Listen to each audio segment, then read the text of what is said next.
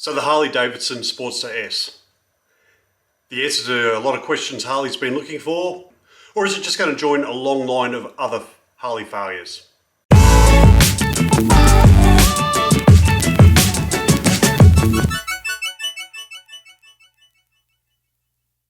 Hey everyone, welcome to Roads of Oz. My name is Matt, and on this episode we're looking at Harley Davidson Sportster S. So if you haven't been to YouTube in the last 2 weeks, the Harley Davidson Sportster S has been released, and it's to much great fanfare. It's pretty much dominated all your motor vloggers channels, and rightly so. Whenever Harley brings out a new bike, it tends to do that.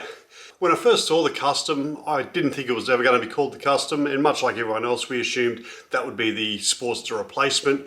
Everyone kept saying, oh, the Sportster won't exist anymore, and we knew that just wasn't going to be the case. Harley's had that Sportster name in production for decades, and there is no way they're going to give up that sort of heritage. Now, this Sportster S has got a bit of pressure on it to perform. The simple fact is it's got appeal to so many markets. Now let's talk about the first thing, and that's the price. Oh my God. When I first saw the price for the Sportster S in Australia of $26,500, I'm the typical Harley, overcharging for everything as usual, and to a point I am right. Over in the States it's under 15,000.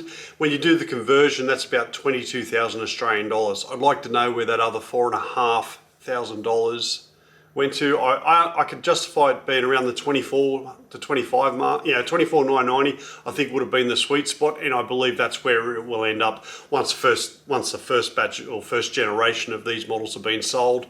The two people that are going to pay them that sort of money for this bike are your collectors and also your early adopters. It's going to be interesting to see how many motovloggers pick up the Sportster S and actually have it on their channel.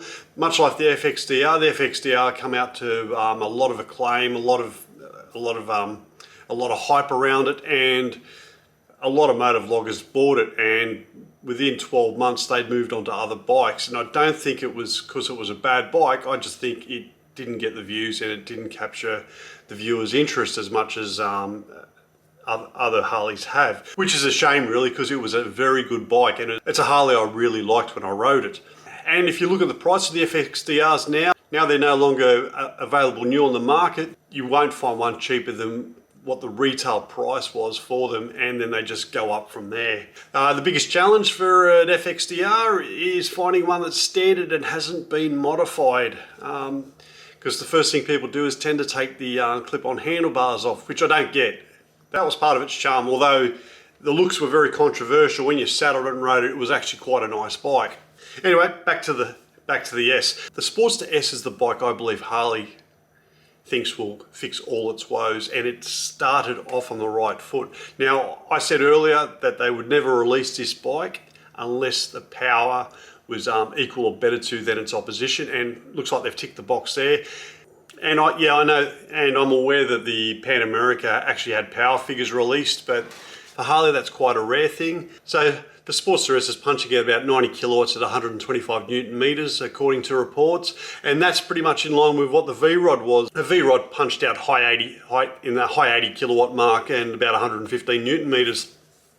Now, why do I mention the V-Rod? Well, where V-Rod failed was it was a standalone bike and it had no history, none of that. And Harley tried, and when they first came out, the looks were controversial, much like the FXDR, but over time they made that look a lot better.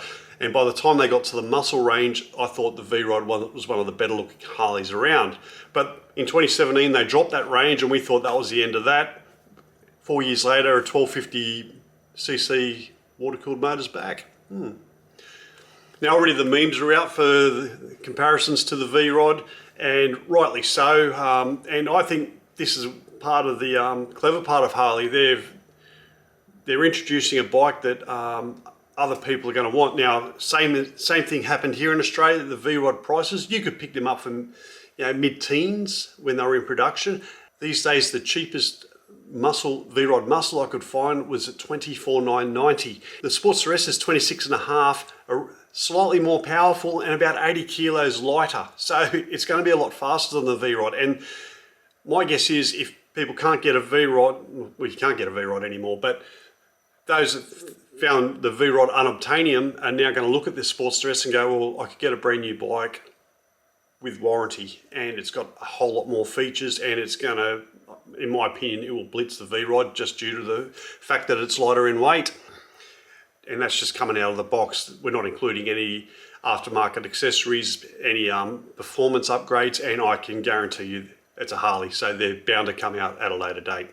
Now, I know a lot of people out there, oh, it's not a Sportster. Well, yes, it is a Sportster. They've made it nice and light for quicker acceleration. That was what the Sportster was originally intended, not what you've seen in the last 20 to 30 years of clanging out the same old motor.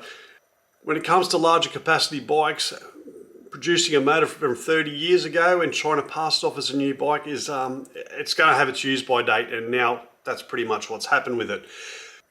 And as you know, there's a soft spot in everyone's heart for the Sportster. The Sportster was always viewed as a gateway bike, so you get a Sportster, then you'll move on to something bigger. And for that reason is why I believe this Sportster S is in the same vein. It's going to get people onto Harleys. It's going to be a gateway for water-cooled engines to find their way across to baggers. And that's my guess is which way Harley will end up going, very much depending on the success of the Sportster S. Now, a lot of people have talked about its looks. You know, the seating position's very FXDR.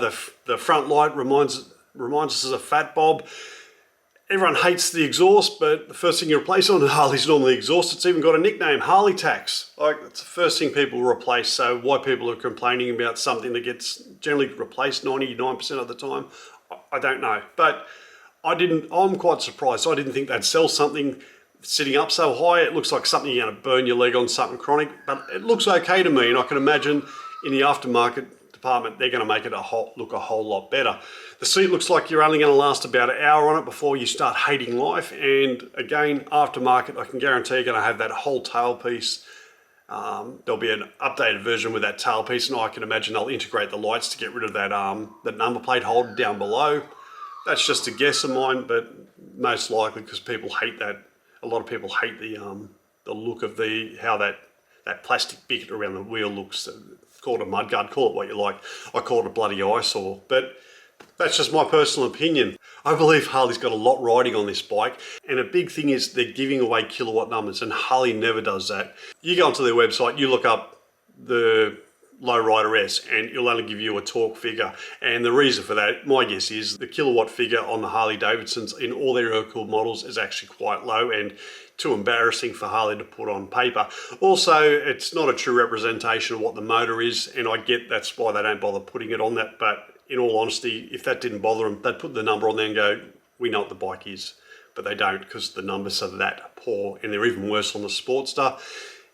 In the European market, we all know that the air-cooled motor won't meet the regulations, and as much as they want to say that they only care about their customers, they're desperate to get new customers, and this is what this bike's going to attract. The price might put you off a bit, but if you saw the release video, they snuck a few pictures in of what I believe is the base model Harley. They'd done this with the FXDR on their Milwaukee 8 range when they done all that advertising, and they snuck in a few shots, and they knew keen-eyed Harley followers and just motorcycle commentators were going to be all over this, and that's exactly what happened. People picked up on it and gone, oh look, there's a base model. And my guess is that base model will come out and it will be around the same price as their air-cooled variants, and like I said earlier, they'll slowly phase out the air-cooled variants over time, with Australia and probably the United States being the last to get the air-cooled motors. So yeah, I'm very excited about this bike. Looking forward to how it goes. I'll book in for a ride, providing I'm allowed out of my garage.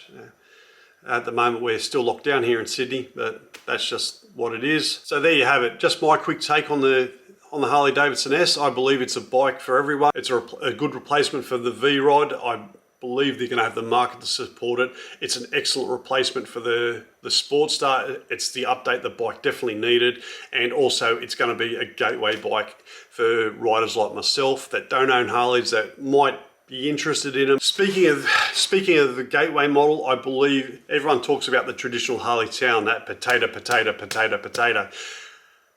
The Milwaukee 8 has slowly phased that sound out, and I believe this model is going to be no different. It will virtually disappear. But if Harley people embrace the Sportster S and it gets a good following, you can guarantee that those water-cooled motors in a slightly larger displacement will find their way into their more standard range, especially the bagger and their touring models. But it all relies heavily on how successful the Sportster S is and how the Harley fraternity will embrace it. I hope it's not a fail, because for the simple fact there's another Harley in the wings that vanished, and that was the Bronx. And I said in an earlier video, I believe the Bronx will come out in one form or another.